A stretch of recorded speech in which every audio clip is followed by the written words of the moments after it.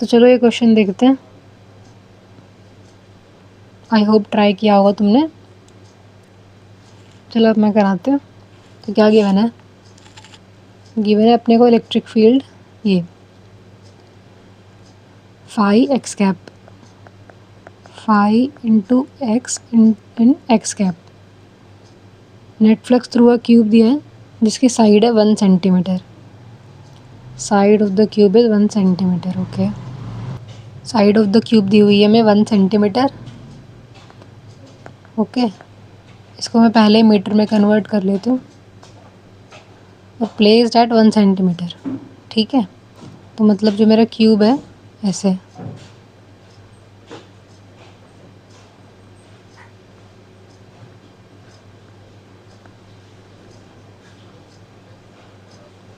तो ये वाली जो एज है ये है x is equals to 1 centimetre. Okay okay, 1 centimetre या 0.01 मीटर। और ये वाली एज जो है ये x एक्सिस पे है, x is equals to 2 centimetre. और हमारा क्यूब की जो साइड लेंथ है वो भी है 0.01 मीटर्स। ओके, अब मुझे फ्लक्स बताना है इसके थ्रू कितना होगा। अच्छा देखो ये क्वेश्चन बहुत बड़ा है, इसको करेंगे स्टेप बाय स्टेप। तो ये हमें 6 सरफेसेस का फ्लक्स निकालना पड़ेगा इंडिविजुअली।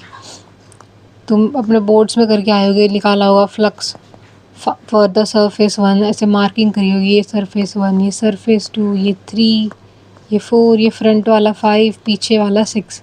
तो 6 सरफेस की मार्किंग की होगी तुमने। पर अब पेपर में इतना बड़ा क्वेश्चन कैसे करें? तो यहाँ पे ट्रिक है कि तुम क्या करो, तुम्हें पता होगा कि इलेक्ट्रिक फील्ड अभी हमने देखा किधर डायरेक्टेड है। इलेक्ट्रिक फील्ड डायरेक्टेड है ऐसे, इलेक्ट्रिक फील्ड डायरेक्टेड है एक्स कैप में। ओके, तो जो भी एरिया वेक्टर इलेक्ट्रिक फील्ड के साथ परपेंडिकुलर बना रहा होगा, जो भी एरिया वेक्टर इलेक्ट्रिक फील्ड के साथ परपेंडिकुलर बना रहा होगा, उस सरफेस के थ्रू हमारा फ्लक्स 0 हो जाएगा। यही ट्रिक है इसकी और यही है इसको फास्ट करने का तरीका। हम चेक करेंगे ऐसे सरफेस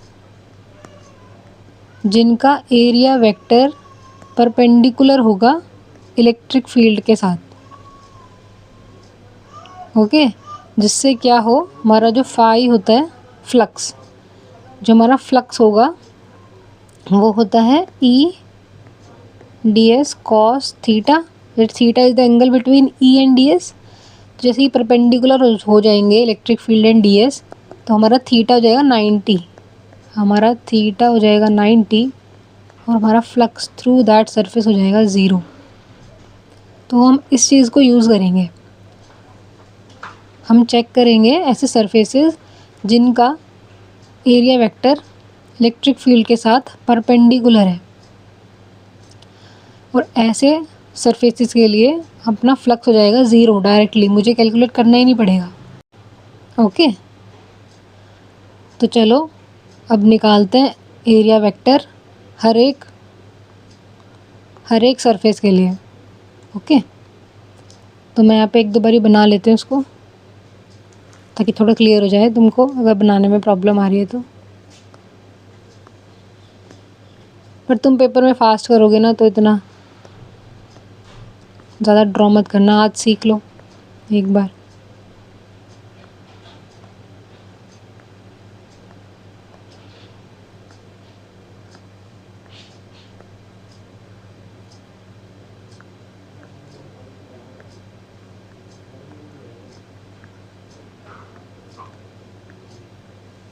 देखो ये देखो, ये 2 सरफेस जो मैंने कलर किए, इनका मुझे एरिया वेक्टर बताओ। ऊपर वाले सरफेस का, इस वाले सरफेस का किधर होगा, ऐसे परपेंडिकुलर होगा इस सरफेस पर एंड आउटवर्ड्स, परपेंडिकुलर होगा सरफेस पर एंड आउटवर्ड्स, राइट, ऐसे। और जो नीचे वाला ग्रीन सरफेस है इसका एरिया वेक्टर किधर होगा? उसका भी होगा perpendicular to the surface and outwards. Okay, और अब बताओ इलेक्ट्रिक फील्ड की डायरेक्शन किधर थी? इलेक्ट्रिक फील्ड तो ऐसा जा रहा है एक्स कैप में, नीचे भी ऐसे जा रहा है एक्स कैप में। तो इलेक्ट्रिक फील्ड के साथ भी ये कितना एंगल बना रहा है एरिया वेक्टर? 90 डिग्री। तो इस सरफेस के थ्रू फ्लक्स अपना कितना हो जाएगा? इस सरफेस के थ्रू फ्लक्स अपना कितना हो जाएगा? 0, क्योंकि एरिया वेक्टर परपेंडिकुलर है इलेक्ट्रिक फील्ड के साथ। और नीचे वाला सरफेस के लिए जो मैंने भी कलर किया, इसके लिए भी कितना हो जाएगा? अपना 0 हो जाएगा फ्लक्स। ओके, तो अब चलो दूसरे सरफेस पे आते हैं। ये वाला सरफेस देखो, पीछे वाला, बिल्कुल सबसे पीछे वाला सरफेस देखा। इस पे बताओ एरिया वेक्टर कैसे किधर होगा? डायरेक्शन होती है परपेंडिकुलर टू द सरफेस, तो इसके परपेंडिकुलर ड्रॉन करो और आउटवर्ड्स, तो पीछे निकल जाएगा। ऐसे परपेंडिकुलर होगा इस सरफेस से, पीछे निकल जाएगा। समझे? ओके, तो मतलब ये अगर ये मेरा तुम्हारे पास कोई नोटबुक है, सॉरी कोई पेपर है, तो उसका ऑब्वियसली पेपर को पकड़ो और उसके पीछे पेन लगा दो perpendicular and pointing away from you, pointing away from you.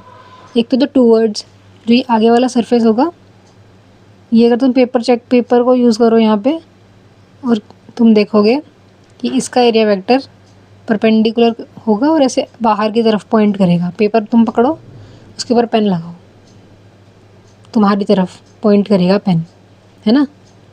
Perpendicular to the surface होगा, परपेंडिकुलर होगा उस पेपर से और पॉइंट करेगा तुम्हारी तरफ बाहर।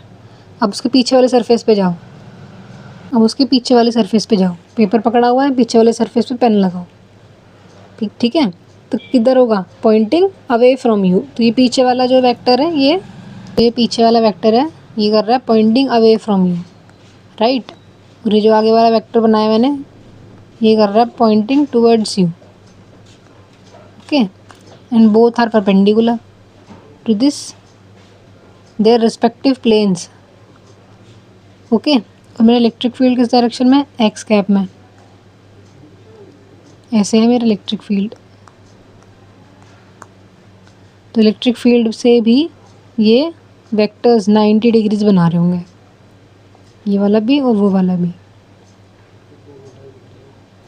तो इनके थ्रू भी फ्लक्स मेरा 0 हो जाएगा। क्यों? क्योंकि ये वेक्टर इलेक्ट्रिक फील्ड के साथ 90 डिग्रीज बना रहे हैं, तो इन दो सरफेस के लिए भी मेरा फ्लक्स हो जाएगा 0। ओके, समझे? चलो नेक्स्ट पे आते हैं।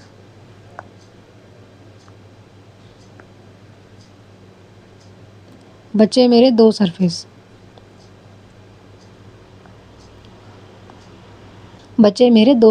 देखो, एक तो ये सरफेस बचा और एक ये सरफेस बचा।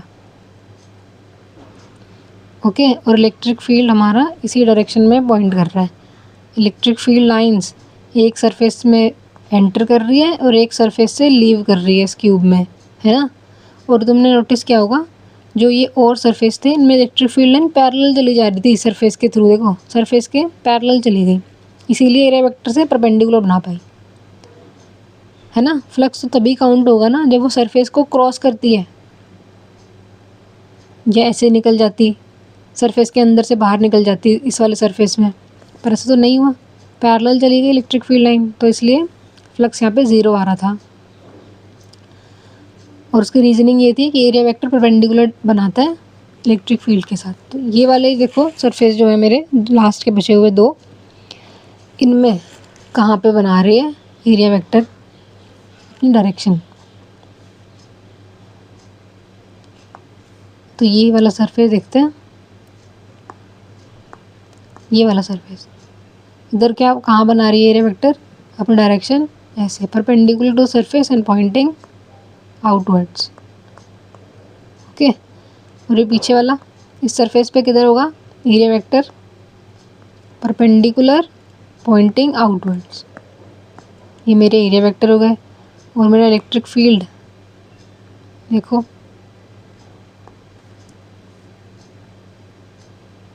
ऐसे, जो एरिया वेक्टर 5 है उसके साथ तो मेरा इलेक्ट्रिक फील्ड पैरेलल है। मैं क्या कह रही हूँ, जो एरिया वेक्टर 5 है मेरा ये वाला, इसके साथ तो इलेक्ट्रिक फील्ड पैरेलल है, तो ये तो 0 डिग्री बना रहे हैं यहाँ पे आपस में। ओके, यहाँ पे तो बन रहा है थीटा 0 डिग्री से इनके बीच में। और जो ये वाला है एरिया वेक्टर 6, ये है इलेक्ट्रिक फील्ड के एंटी पैरेलल, तो यहाँ पे थीटा बन रहा है इनके बीच में 180 डिग्रीज़ का। तो यहीं पर फाइनाइट वैल्यू है कॉस थीटा की, राइट। Cos 0 1, cos pi -1। तो बस इन्हीं दो सरफेसेस के थ्रू फ्लक्स आएगा।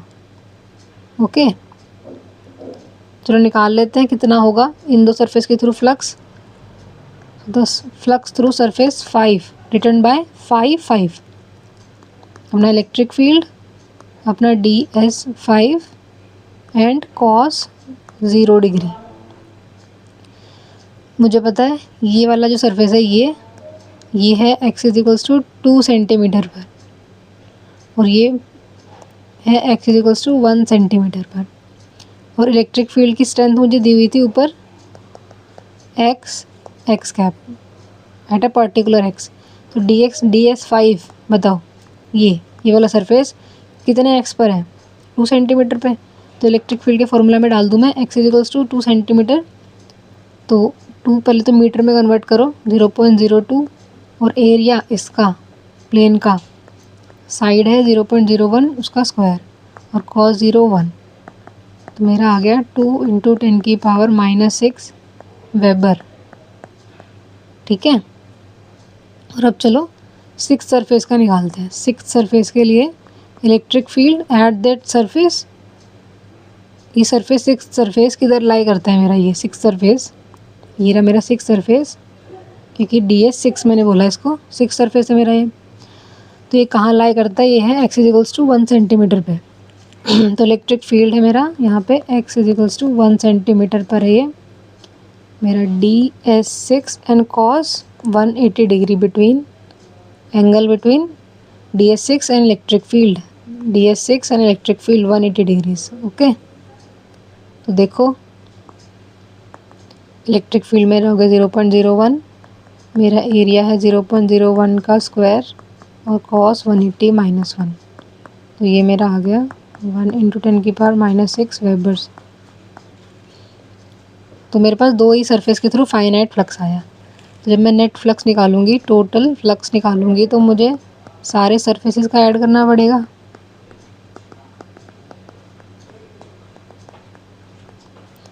पर मेरे 4 सरफेसेस का फ्लक्स तो वैसे 0 हो गया था 1 2 3 4 का, तो बचे सिर्फ 2 फाइनाइट 5 5 एंड 5 6।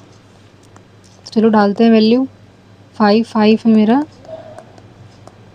इतना, और 5 6 है मेरा, तो ये आ गया 1 × 10⁻⁻6 वेबर नेट फ्लक्स। तुम्हें बड़ा लगा होगा क्वेश्चन, पर इसमें ट्रिक यही है कि तुम्हें एक एरिया वेक्टर निकालना पड़ेगा ऐसा, जो कि तुम्हें ऐसे सरफेसेस चेक करने पड़ेंगे जिनका एरिया वेक्टर इलेक्ट्रिक फील्ड से परपेंडिकुलर बनाता हो। जैसे ही वो परपेंडिकुलर बनाएगा तुम्हारा फ्लक्स 0 हो जाएगा, तुम्हें सॉल्व करने की ज़रूरत ही नहीं पड़ेगी। ओके, यही ट्रिक है। ऐसे ही क्वेश्चन फास्ट होगा, तो मैं हर सरफेस के थ्रू नहीं निकालना, तुम्हें चेक करना है कौन सा सरफेस परपेंडिकुलर बना रहा है, किस सरफेस का एरिया वेक्टर परपेंडिकुलर बनाता है इलेक्ट्रिक फील्ड के साथ। तो पहले ड्रॉ करके देखना एरिया वेक्टर।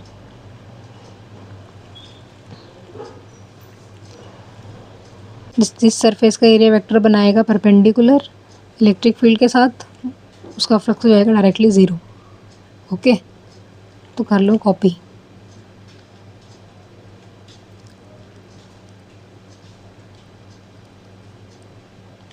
किसी को जूम इन चाहिए तो लो, ये वाला मैंने कर दिया जूम इन।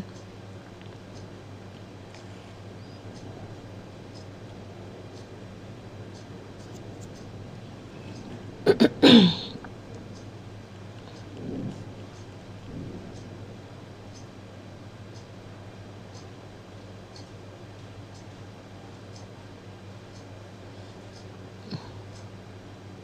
जब अपना ऑप्शन आया करेक्ट आया सेकंड ऑप्शन।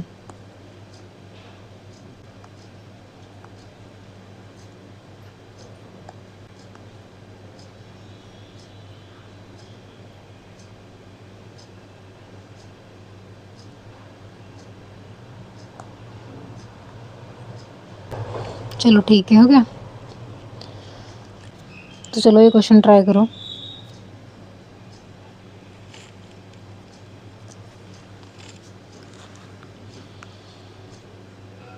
वीडियो पॉज करके क्या करो, अब मैं कराती हूँ, ठीक है। क्या गिवन है, two large parallel plane sheet shown in the figure have equal and opposite surface charge density sigma plus and sigma minus. A point charge Q is placed at points P1, P2, P3, experiences forces F1, F2 and F3 respectively, and then find what are these forces। Zero है कि non zero है, ठीक है।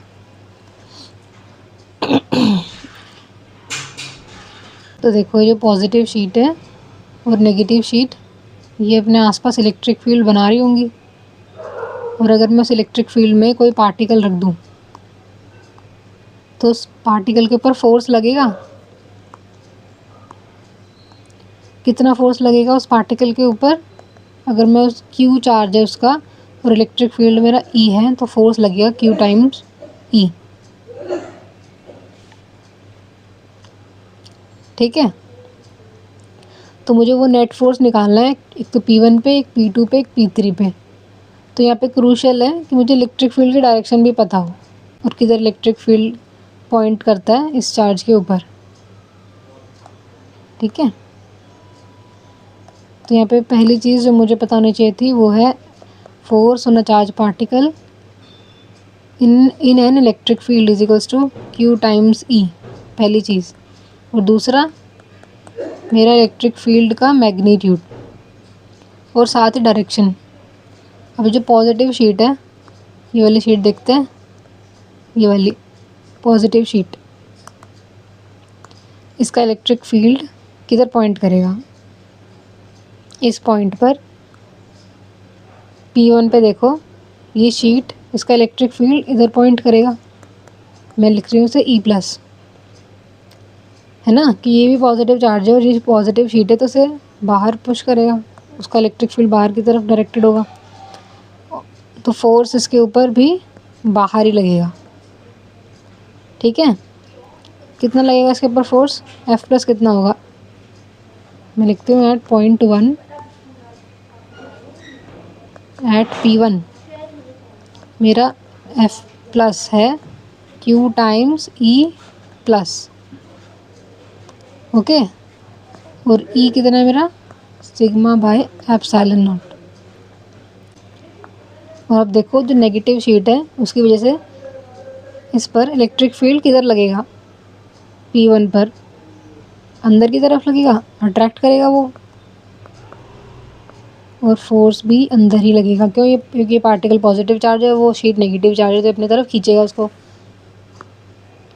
तो देखो F minus का magnitude लिख रही हूँ मैं, वो होगा Q टाइम्स E माइनस, और E माइनस का मैग्नीट्यूड भी सेम ही है, मैग्नीट्यूड सेम है।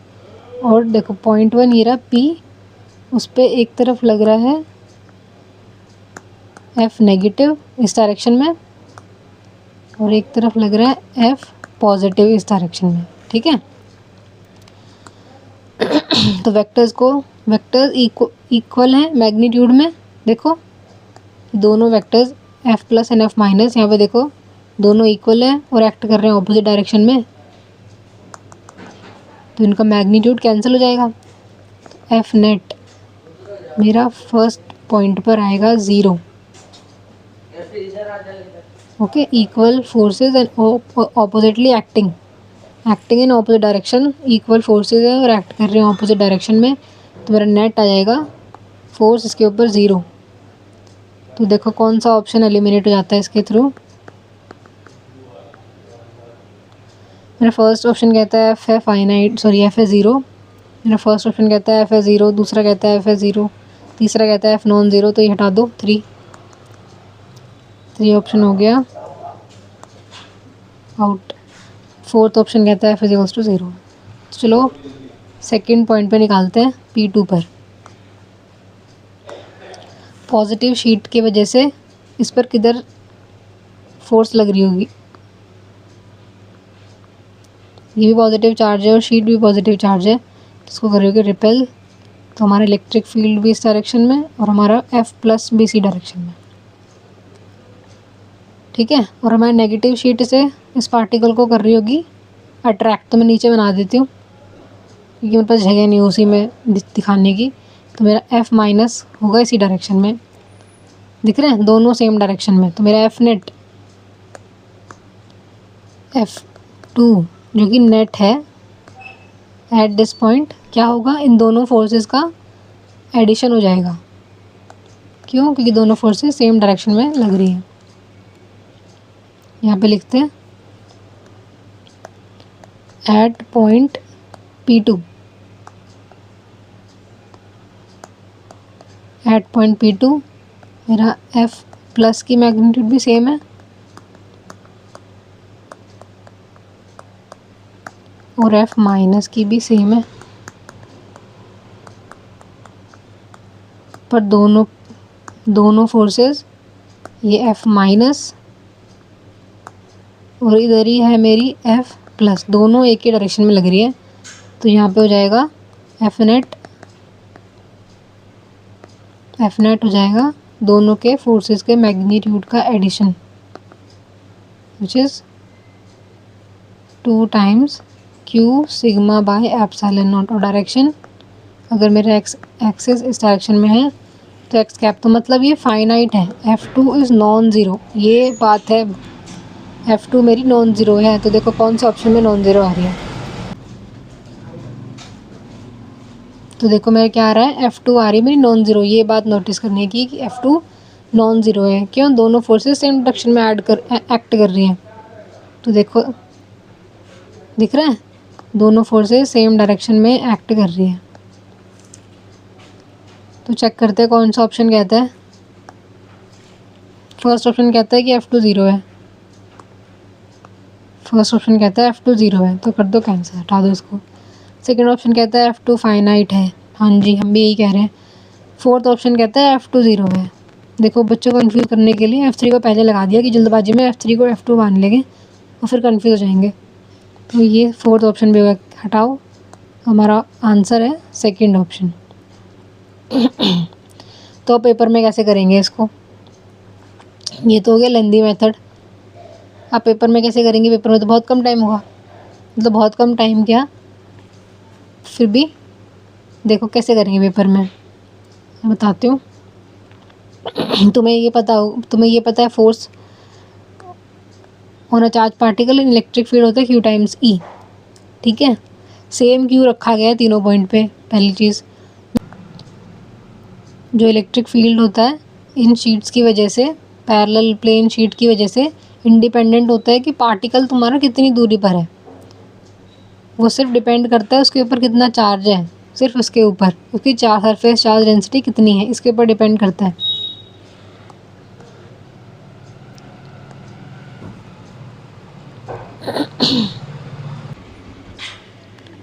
तो देखो, तो मुझे पता है इलेक्ट्रिक फील्ड की स्ट्रेंथ इन दोनों शीट की वजह से सेम होगी। पहली बात, इलेक्ट्रिक फील्ड का मैग्नीट्यूड सेम होगा। डायरेक्शन देखनी है मुझे बस डायरेक्शन देखनी है। तो मैंने पार्टिकल देखा P1 पे कि पहली शीट इसको करेगी रिपेल, तो इलेक्ट्रिक फील्ड और फोर्स इस डायरेक्शन में, दूसरी वाली शीट करेगी इसको अट्रैक्ट, वो इस डायरेक्शन में फोर्स। दोनों के मैग्नीट्यूड सेम है क्योंकि सेम पार्टिकल रखा गया है, और शीट की वजह से जो स्ट्रेंथ होगी इलेक्ट्रिक फील्ड की वो भी सेम होगी। तो देखो दोनों फोर्सेस सेम है और एक्ट कर रहे हैं ऑपोजिट डायरेक्शन में, तो हो गई कैंसिल, सीधा हटाओ। अब आते हैं पॉइंट 2 के ऊपर। देखो शीट 1 इसको कर रही थी रिपेल ऐसे, तो मेरा F प्लस होगा इस डायरेक्शन में, मुझे पता कितना होगा, इतना ही होगा। और दूसरी शीट इसको कर रही थी अट्रैक्ट इसी डायरेक्शन में, तो मेरा F माइनस भी इसी डायरेक्शन में हो गया। तो दोनों फोर्सेस सेम डायरेक्शन में एक्ट कर रही हैं और मैग्नीट्यूड उनका यही है QE, राइट। इनकी ई भी सेम है, E plus is equals to E minus is equals to sigma by epsilon naught, simple. Okay, और इनका डायरेक्शन सेम है, तो भाई ये वाली फोर्सेस हो जाएंगी ऐड, तो यहाँ पे बीच में फोर्स आएगी फाइनाइट। तो देखो ऑप्शन कौन सा फाइनाइट बताता है। और फिर तुम तीसरे पॉइंट पे, अगर तुमको इसमें भी नहीं मिल पा रहा आंसर, तो तीसरे पॉइंट पे आओगे P3 पर। यहाँ पे देखोगे कि फर्स्ट शीट इसको कर रही थी रिपेल, तो F प्लस मेरा इधर जा रहा है, दूसरी शीट इसको कर रही है अट्रैक्ट, तो F माइनस मेरा इधर जा रहा है। फिर से F प्लस और F माइनस का मैग्नीट्यूड अगर मैं देखूँ तो दोनों QE आते हैं, और E मेरा है सिग्मा बाय एप्सिलॉन नॉट। तो मतलब ये फिर से equal forces acting in opposite direction हो गया, तो इनके मैग्नीट्यूड आएंगे कैंसिल, F नेट हो गया मेरा 0, सिंपल। ये करना है पेपर में, ये लंबी चौड़ी मैथ्स नहीं करनी। ओके, ये लो, अगर किसी को कॉपी करना है तो कर लो।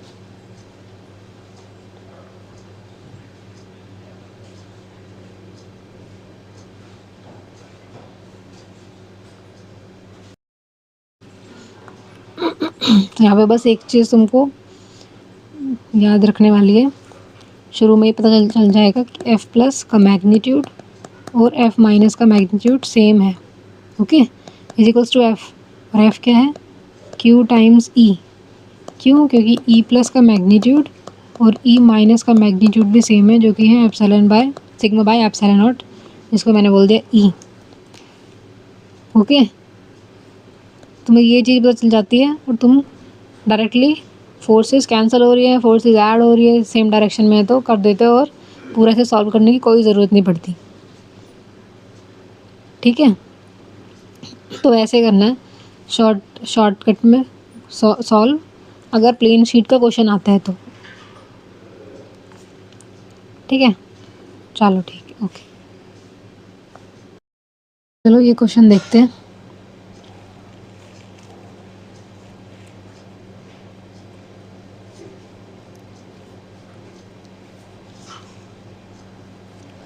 चलो देखते हैं क्या गिवन है। एक इलेक्ट्रिक डाइपोल है, रखा गया है नॉन यूनिफॉर्म इलेक्ट्रिक फील्ड के अंदर, with dipole moment parallel to the direction of the field. तो मतलब angle between dipole and electric field है 0 डिग्रीज। फोर्स बताओ, टॉर्क बताओ ऑन द डाइपोल। टॉर्क का फॉर्मूला होता है P क्रॉस E, जो कि होता है PE साइन थीटा। थीटा मुझे 0 डिग्री दिया हुआ है, तो ये हो गया साइन 0 डिग्री, तो टॉर्क हो गया मेरा 0। ये फॉर्मूला दोनों में अप्लाई होता है, यूनिफॉर्म में भी और नॉन यूनिफॉर्म इलेक्ट्रिक फील्ड में भी। ठीक है, डेरिवेशन तुमने उसमें की होगी यूनिफॉर्म इलेक्ट्रिक फील्ड में, क्योंकि तुम्हारे सिलेबस में वही है। अब देखो दूसरा क्या पूछ रहा है, फोर्स बताओ। तो जो फोर्स होती है यूनिफॉर्म इलेक्ट्रिक फील्ड में वो 0 होती है, नेट फोर्स। तो देखो पूछ रहा है कि नेट फोर्स कितना लगेगा इस इलेक्ट्रिक डाइपोल पे, तो मैं बता दूँ नेट फोर्स होगा non zero, non uniform electric field में। और वहीं अगर ये यूनिफॉर्म इलेक्ट्रिक फील्ड होता तो ये होता 0, नेट फोर्स होता है 0 उसके ऊपर। ठीक है, रीज़न इसके पीछे का क्या है, रीज़न ये है कि जब हम नेट फोर्स निकालते हैं, non uniform electric field consider कर रही हूँ मैं, कैसे इलेक्ट्रिक फील्ड लाइंस के बीच का डिस्टेंस सेम ना हो। तो मतलब यहाँ पे पास में इलेक्ट्रिक फील्ड लाइंस, तो यहाँ पे स्ट्रेंथ ज़्यादा है, यहाँ पर दूर दूर है इलेक्ट्रिक फील्ड लाइंस, तो यहाँ पे स्ट्रेंथ कम है इलेक्ट्रिक फील्ड की। ठीक है, मैंने रख दिया डाइपोल, लो प्लस, ये मेरा माइनस, ये मेरी डाइपोल मोमेंट। तो जो फोर्स लगेगा मेरा इस पर पॉजिटिव चार्ज पर F प्लस, वो होगा QE प्लस, जो यहाँ पे इलेक्ट्रिक फील्ड की स्ट्रेंथ है। ओके, कम है क्योंकि दूर दूर लाइंस है, और यहाँ पे जो इलेक्ट्रिक फील्ड की स्ट्रेंथ है उसके अकॉर्डिंग इस पर लगेगा force F minus QE minus. जो E प्लस का मैग्नीट्यूड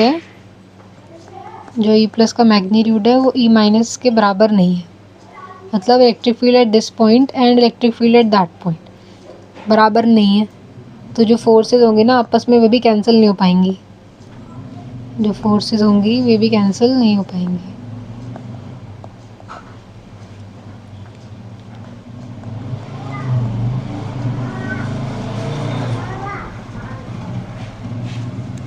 इसलिए नेट फोर्स 0 नहीं होगी।